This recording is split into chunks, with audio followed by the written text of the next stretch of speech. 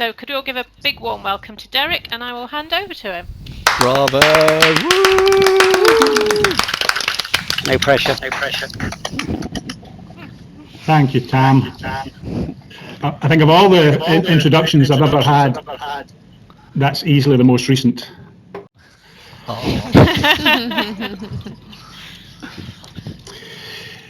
So I'm really relieved that we got the answers to the types of challenges that you gave us, because our whole theory here is that actually relatively little of what we do these days is in the paint by numbers territory, and that more of what we're doing involves thinking about quests and movies and fogs, as Toby described them.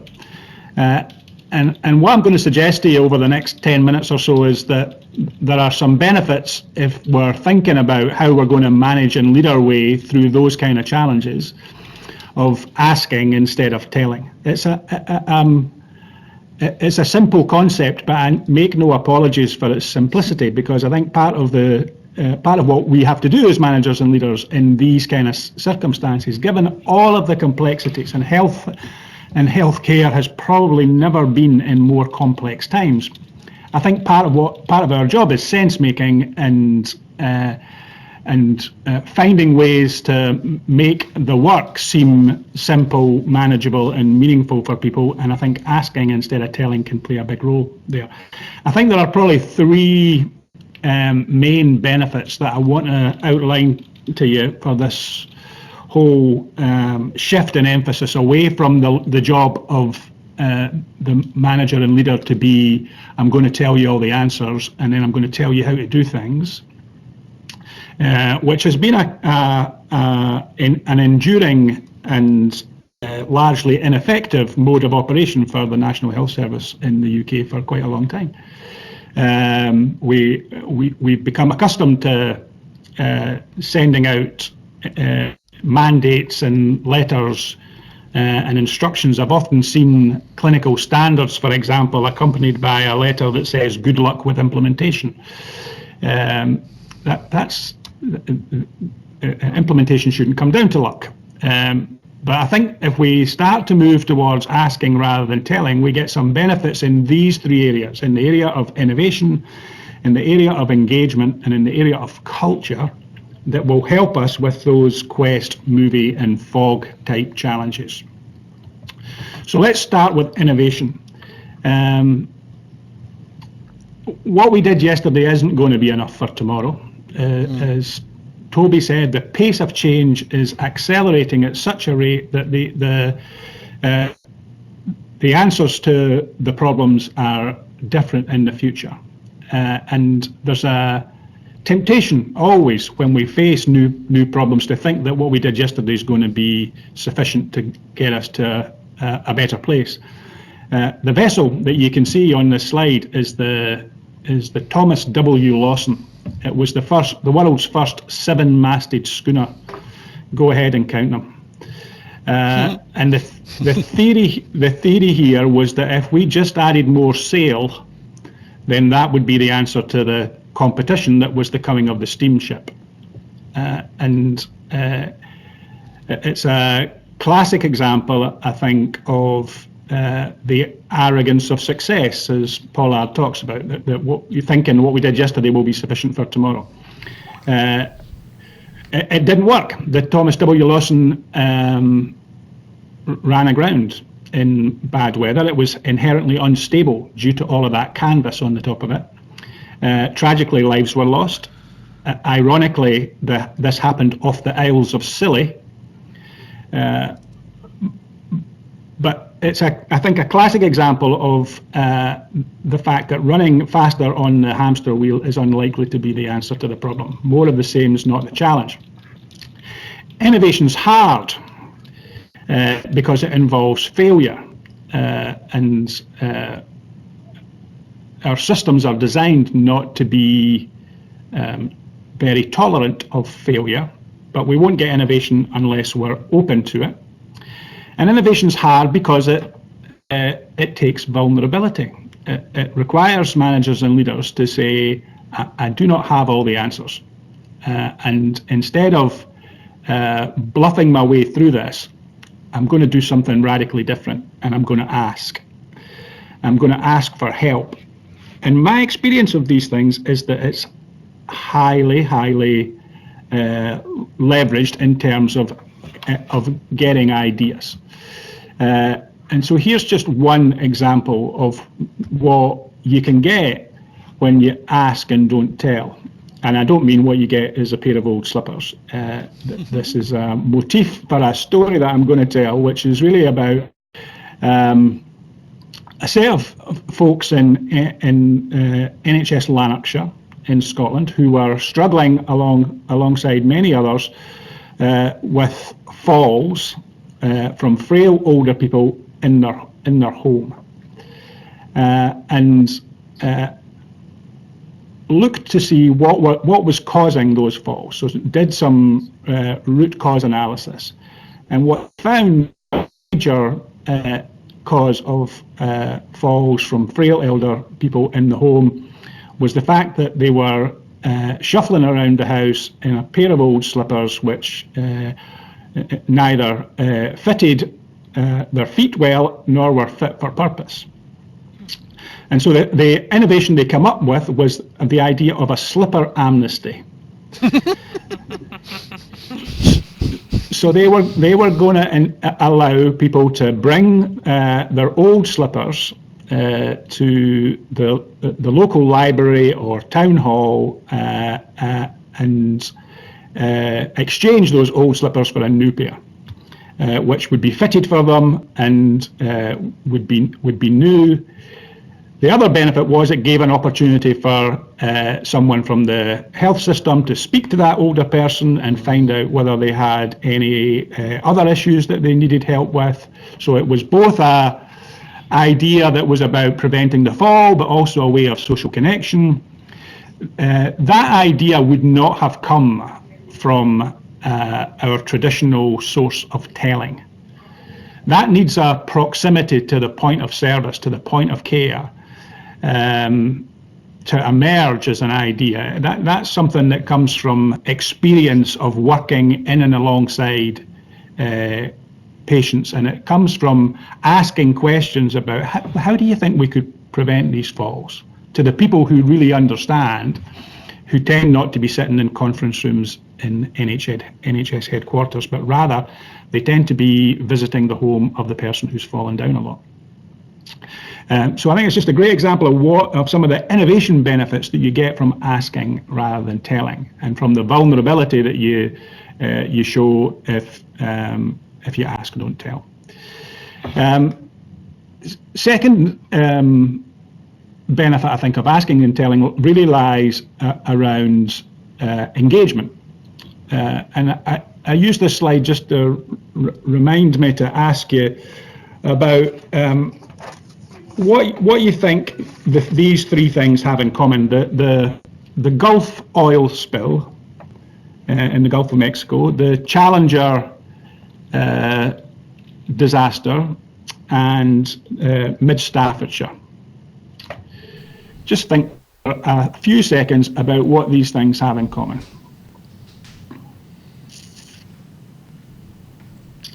So the thing that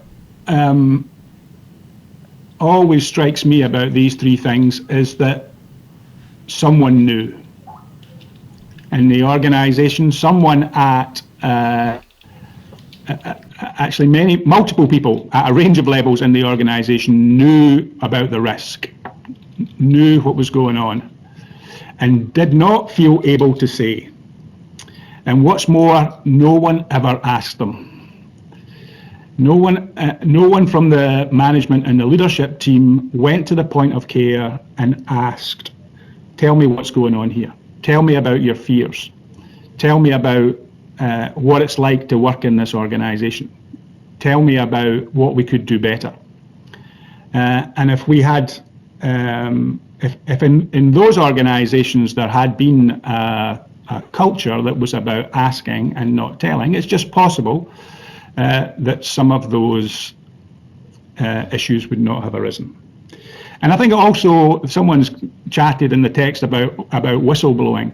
I think it also reduces the need for people to feel as if they're blowing the whistle, because you're inviting them to comment and to guide us and to generate ideas before we ever get to a situation where they feel uncomfortable. And this, I think, is all about avoiding judgment. It's about creating an environment that's about learning. It's about creating an environment where we have some joy in work because we feel connected to purpose. It's about occasionally putting an arm around someone's shoulder rather than asking who's to blame and for a head on a plate. And it's about assets. It's about bright spots and not defects. It's a completely different approach to the way in which we do our work. And I think the third of my benefits that I think we would get from taking this kind of approach is really around culture. And what I'm suggesting here is that actually we should do some of the things that we're encouraging our clinicians to do with their patients.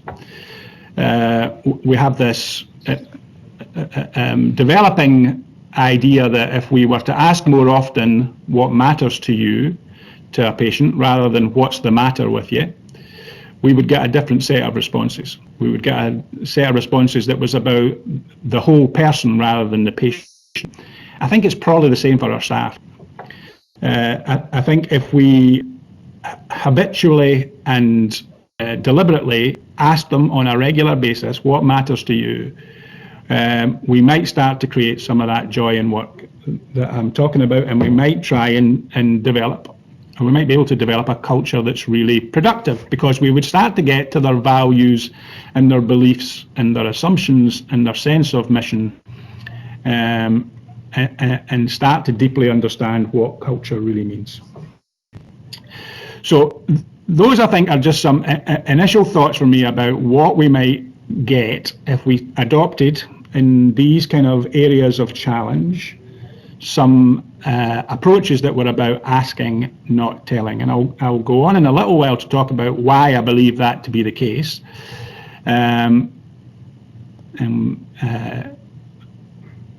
I'll pause just briefly here to talk about Edgar Schein. So I'm not going to spend a lot of time on this, but if anybody's interested in thinking and tackling issues about culture in your organization, I would go to Ed Schein every time. And particularly, I would point you to the last of those bullet points. Get groups involved in solving problems. Don't focus on culture. I've never seen culture change as a result of a cultural change program. It changes because we work on problems differently. So we're going to pause there and do our first bit of discussion. And we're going to ask you to think about what we need to do differently to ask rather than tell. And Tam is going to lead us in a moment to a whiteboard where we'll ask you to do some work together around the behaviours, the emotions, the actions and the thoughts that would need to be different if we were to more regularly apply this approach that's about asking, not telling. So Tam, I'm going to hand over to you to take folks to this whiteboard. So, feedback. We were talking about how do you make sure that as you're being more visible at the point of care in your clinics, hospitals, work environments, how do you do that in a way that seems and feels authentic to people? And I think one of the ways in which you can do that is to not to engage only about the work, but to engage people at a human level, to ask about what kind of weekend do you have, or if you know that they've got a new grandchild, how's your new grandchild coming along, or just make it more about the person rather than always about the work relationship. And you can formalize that in a number of ways that I think still feel authentic, And I was telling the group that one of the ways we do that is we have our leadership team meeting every Monday morning at IHI before we have an all-staff meeting. And we start the leadership team meeting with something we call one good thing. And so before we get down to doing any of the business of the organisation, the first thing we ask ourselves is, do you have a nice weekend? And what tell us one good thing that happened to you over the weekend. And we've got to know each other much better as a result of doing that than we ever would by just focusing on the work. And I can have a different set of relationships with the folks that I work with by virtue of the fact that I know something about them as a person. And I know some of their hopes and fears, I know some of their preferences, I know some of the things they like to do, and I know some of the things they don't like to do. So that's what I was sharing with the other group, that you can, I think you can get more value from the engagement if you just make it feel as if it's human, and that you really care about what's going on in this person's life and not just about the work. Derek, can I ask a question? Of course. Earlier on, you mentioned a new tolerance of risk, and you've also just now been speaking about disclosing kind of private stuff. And I just wondered if that's what you meant by a new tolerance of risk. No, well, I think that's part, but I think the new tolerance of risk is also about the way in which we tackle our work. I think someone in the feedback mentioned that we need to be less risk averse, and I think one of the benefits of some of the approaches that we take to quality improvement is that it enables you to be more tolerant of risk, because it encourages us to test and learn our way to what we should do, rather than to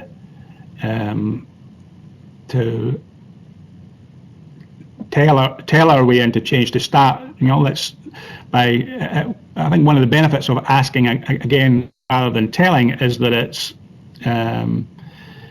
supportive of an environment where you're going to apply quality improvement approaches. You're going to do plan, do, study, act cycles. You're going to run small tests of change. You're going to learn from your implementation process, instead of doing all of that in a closed environment, usually in the headquarters of your organisation, and then issuing this edict to the organisation to say, this is the way in which we're going to do things, and we will do things in this way because we're going to, because I'm going to tell you to do it this way.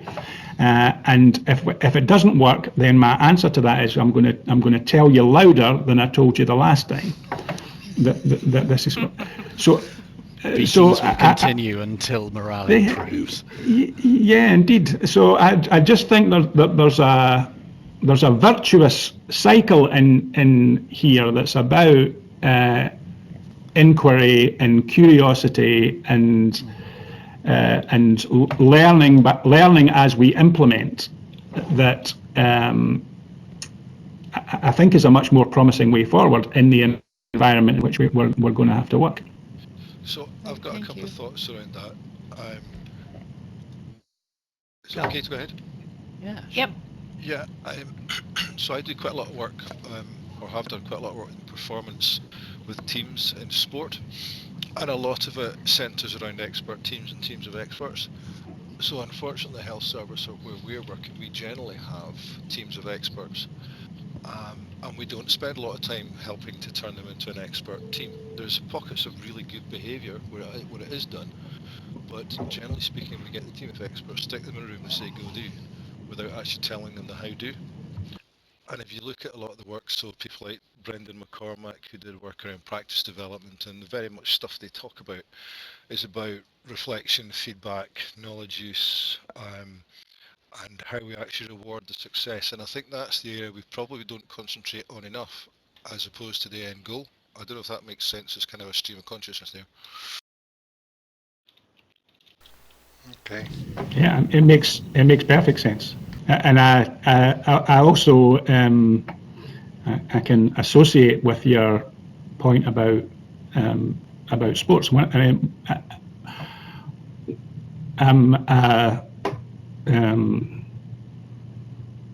Scottish Rugby Union qualified coach, and so I coached rugby for 20 years. And I think this is probably I learned it from. Yeah, so this is probably the first time I've admitted this, but I used to apply a lot of what I learned from the SRU about how to be a coach to how I used to run the NHS. So I think that, and this is really good actually, because a lot of these things I'm going to touch on as I talk about. So what's the substance for this? I just made a whole set of assertions in the first 10 minutes. But I think there really is a substance to this. I think there is really an experience, a set of experiences, real life experiences from real leaders, which we have gathered together, and a basis in some of the thinking of the leading thinkers and commentators on these kind of issues that underpins this. And there is something in that about thinking outside the box, about encouraging systems thinking and collaboration across boundaries. And so why wouldn't health services management and leadership learn from sports management and leadership? If you think about, I tell a story often about the success of the British cycling team under David Brailsford, and the fact that they started with this huge ambition to win the Tour de France, and which no British cyclist had ever done, and to win half the gold medals at the London Olympics. And people thought they were crazy. But they beat their targets on both of these. They beat their aims on both of those things. The plan was to win the Tour de France within 5 years. They won it within 3, and I think actually they won 2/3 of the gold medals at the London Olympics, somewhere between 60 and 70%, rather than the 50% they were aiming for. But they did that by small tests of change. So they ran multiple plan, study, act cycles around what was the best saddle to use, what was the best wheel to use, how could they make the wheel lighter, all the way down to what pillows would mean that the cyclists would sleep best on their travels, what physiotherapy gels gave them quickest recovery times. And every test that they were making, they were shaving milliseconds off their time. And you know, I have a picture of Chris Hoy, because I would always show a Scotsman, obviously, winning the 3rd of his gold medals in the Keirin, I think it is, and he wins it by a 1/10 of a bike wheel. And that's the cumulative effort of all of those small tests of change. That's how they managed the risk. That's how they generated the level of engagement. And they did that by asking, not telling, by going to the cyclists and the experts and saying, you know, so what do you think we could do about this? What would be a good way of innovating around this particular issue that we think we need to, that's going to be one of the drivers of our success. And so there's tons that health and healthcare can learn from other industries and environments. Okay, brilliant. So I suggest we carry on with Derek's presentation then. So if you want to head back to the view presentation and view presentation zoom in to take a seat. So where does all of this come from? This idea that to tackle the fogs and the quests, we ask instead of tell. A couple of years ago now, we here at IHI did a piece of work that involved us identifying the leaders of high-performing organizations, and then interviewing them, shadowing them, trying to understand more deeply than we'd ever done before exactly what these leaders were doing. What were they doing differently that was leading to them creating high impact organizations? And we found these 3 things over and over again as we started to talk to those kind of leaders. They thought differently about challenges and solutions. They had a set of new mental models. They had a common grouping of high impact behaviours. They did 5 things reliably. We saw almost every one of these high impact leaders, and then they focused. They were prioritising, and so here are those 5 high impact leadership behaviours. I've talked a little bit about the new mental models, this kind of idea of engaging and asking and thinking innovatively. But the 5 high impact behaviours we saw over and over again, this idea of person-centeredness, so consistently person-centered in word and deed, that related both to their patients and to their staff, and there's a bit here about that whole kind of humanity thing that we talked about in as we gathered there, because we very deliberately don't talk about patient-centered, we talk about person-centered. These people were interested in more than the one-on-one relationship between the patient and the clinician. They were the regular, authentic presence at the point of care. When you're crafting these kind of things in a team, there's always some give and take around editing.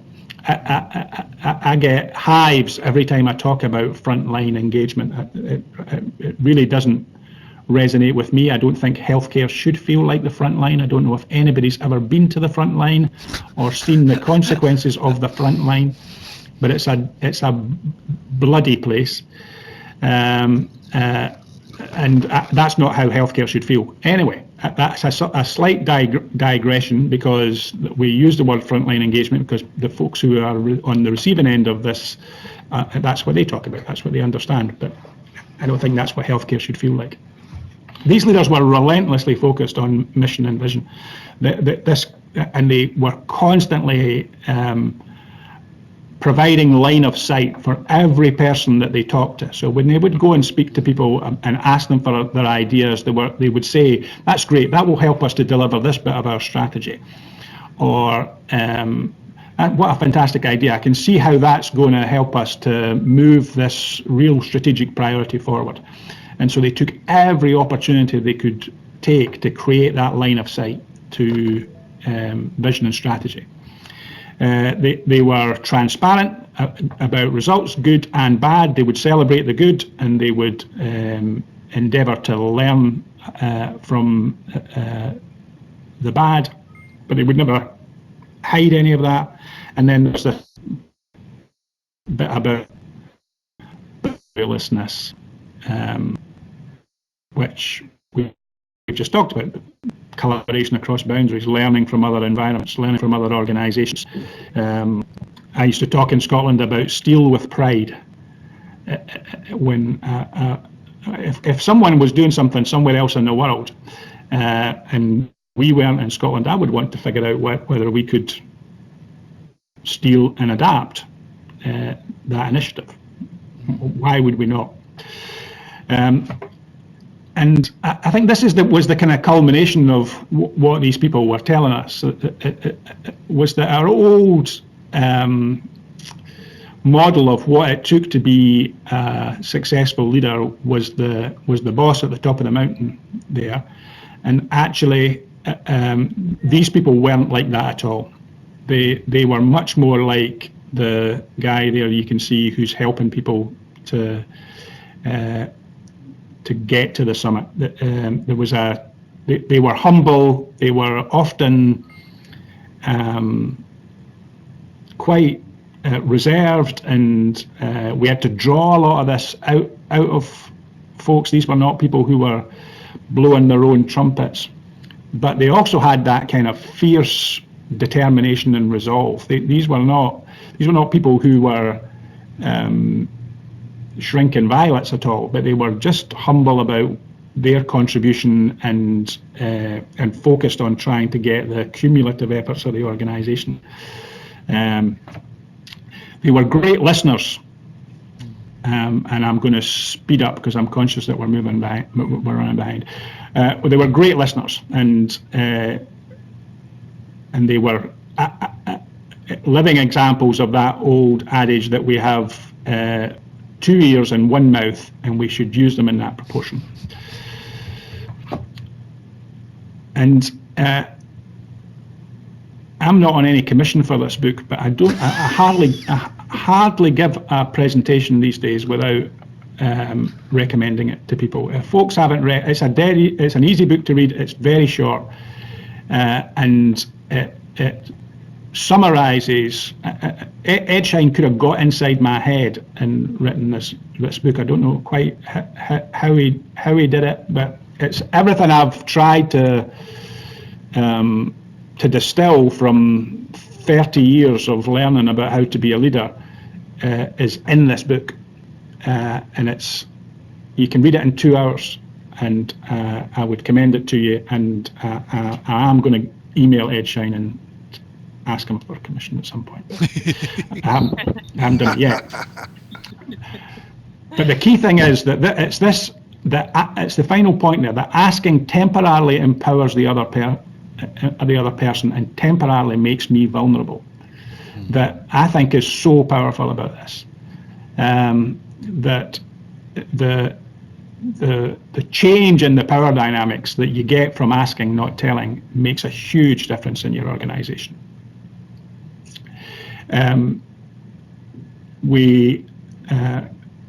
Curiosity is also, I think, a driver of all of this. This idea that there's a curiosity quotient, that the successful leaders are about dealing with ambiguity, and that by asking you can acquire much more information than you ever would from telling. You'll make better decisions because you ask rather than tell. And some of the folks in Scotland will have seen this, because if you've heard me speak before, again, I use this a lot. But the change I've made to it recently is the x-axis is now about inquiry. As we move from our traditional approaches around targets and inspections and quality assurance and all of that important stuff, to quality improvement, to co-production, our inquiry skills need to be much, much better. Because we're empowering other people, and we're relying on other people to be part of the answer, to find part of the solution. And so as we move, as I think we must in healthcare, into this territory of co-production, then some of what you were posting on that, as you were thinking about behaviours, emotions, actions and thoughts, you're going to have to deploy. And it's fetching a slide. So I'm going to hand over to Tam again. I missed a slide, which is this one. The thing that struck me as I was preparing this is how rarely we think about our approach to leadership. And you know, I don't know when the last time was that any of you just sat for half an hour and just asked yourself, what kind of leader am I? And it kind of forced me to do this, and so I'm the one in the end there. This is just me. This is my leadership fundamentals. I think this is what I think about what leadership is in the future. And I think the successful leaders will be comfortable with complexity and generous with power. I think this whole idea of the heroic leader coming to the rescue is redundant, and instead the successful leaders of the future will be those humble folks who have learned to ask. I can't think of a single leader who has all of the answers or all of the levers at their hand, and so they're going to have to figure out how to partner. And this whole idea is, I think, deeply underutilized in healthcare, where we have a set of staff who are the most purpose and mission oriented of any industry I can think of, and we waste that will by not spending time to get folks the purpose and mission, not reminding them as often as we possibly can about why they thought this was a good thing to do in the first place. And so I'll let, given the time constraints, I'll let Tam decide which of these discussion items she would like you to pursue. But I think it would be good at least for you to think about, so what are you going to do differently as a result of anything you've heard either from me or from Toby or in the discussion groups today. I'm just going to hand back to Derek for any final thought or comments that will send us on our way and lead in through a fog and quest. Anything else you want to add, Derek? So I really enjoyed the little bit of feedback there, and two things that I would add. There is someone made the important point that how you ask is really an important part of this. And again, another plug for humble inquiry. Shine there identifies a number of ways in which you can pose these questions that do expose your vulnerability and that do tend to get people to respond favourably. And the one thing I always say when people ask me about, so what's the one bit of advice you would give, is this. I think leaders so often in the past have listened to respond. So they've asked the question and they listen to the answer. What they're really doing when the person is answering is thinking about, how am I going to respond to you? How am I going to say something that shows that I know more than these people? And I think the real skill is in listening to understand. It's not in listening to respond. And so, yeah, figure out how to ask and then listen to understand would be my final word. Brilliant. Okay, brilliant. Thank you, Derek. And can we have another round of applause for Derek for his time and for a great presentation? Very thoughtful. Thank you.